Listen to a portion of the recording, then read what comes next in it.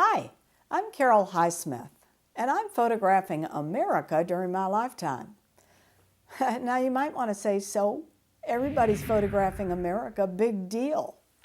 Yes, everybody is taking photographs these days, pop shots on cell phones and selfies and, well, just about everything. But when I tell you what I'm up to, maybe you'll agree, it really is a big deal. Have you ever looked at old photographs and thought to yourself, wow, look at those fancy mustaches and those riotous swimsuits and those heavy dresses women had to wear? Well, the entire reason I'm documenting America in our times is so that we leave a lasting record of life in our country right now, at the turn of the 21st century. And I'm donating every image I take to our amazing Library of Congress. You'll find 23,000 of my photographs there already. They're not sitting on some musty shelf, out of sight or out of reach. I've given up my copyright. So every single photograph is freely available to you and to anyone today, and to your children and grandchildren and their grandchildren for centuries to come. Now, why is this important? Well, remember when photographs were on film? Hey, that wasn't that long ago. Now where's film? It's pretty much gone. Something of the past, like old glass plates that early photographers worked with. Everything's digital today. But you know that before long, some newer technology will come along and replace digital files. But here's the good news, though. My visual record of America is cared for and preserved at the greatest body of knowledge on earth, the Library of Congress. When digital goes the way of film, our great library's amazing preservationists will see to it that my images live on and are available no matter what. Let me tell you why it's such a rare honor to have my life's work preserved there. The Library of Congress holds 15 million images dating back 175 years or more. It's considered one of the most priceless collections, if not the most important collection of photographs on earth. One photographer, Edward Curtis, took amazing portraits of the American Indians. Matthew Brady photographed the Civil War. Then, unfortunately, he went bankrupt. Dorothea Lange photographed people down on their luck during the Great Depression in the 1930s and 40s. But you know what I'm doing, and what I'm proud to say my photographs are sitting right alongside of theirs at the Library of Congress, open and available for anyone to see throughout the world. I'm documenting America during my lifetime and your lifetime.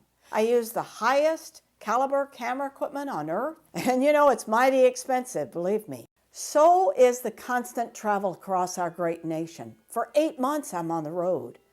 Have you seen gas and motel and food prices recently? So I'm asking for your support, not so I can be famous or so my images can appear in magazines or fancy exhibits, and not to get rich, but so this story of America in early 21st century can be completed and preserved. Now, you need to know that I did not just decide to photograph America on a whim out of the blue. I've been working with the Library of Congress for 35 years, but now I'm off on the expedition of a lifetime, one that will take me 18 or 20 years to complete. I'm going state by state, and I've already completed Alabama and California and Texas and Connecticut. But I'm determined to create a sweeping visual record of our times in all 50 states. I'm photographing all the familiar places and big cities, for sure.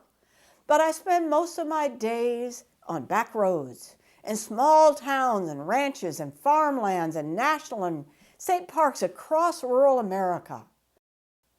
Our population may be 319 million. But did you know that 75% of America is still rural?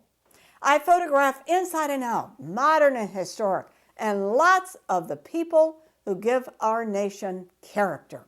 America's changing, and it's changing fast. Look at this aerial skyline shot of Lower Manhattan that I took on a beautiful clear day in 2001. Just a few weeks later, they were gone, destroyed by terrible terrorist attack. Not just famous places, but ordinary places we take for granted are disappearing before our eyes. Wonderful old barns and motor courts and drive-in theaters. Quirky attractions like snake farms and rock collections along the old two-lane highways. You know, I know you're busy. You have 1,000 choices and people and places and causes to support.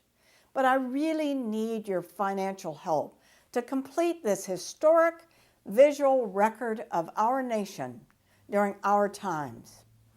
Thank you for taking time to listen to me about my collection of images of America. I look forward to coming to your town and state as I travel throughout our country for the next 15 to 20 years, and I appreciate your support. This is America, this is America, beautiful land we love, for all the world to see.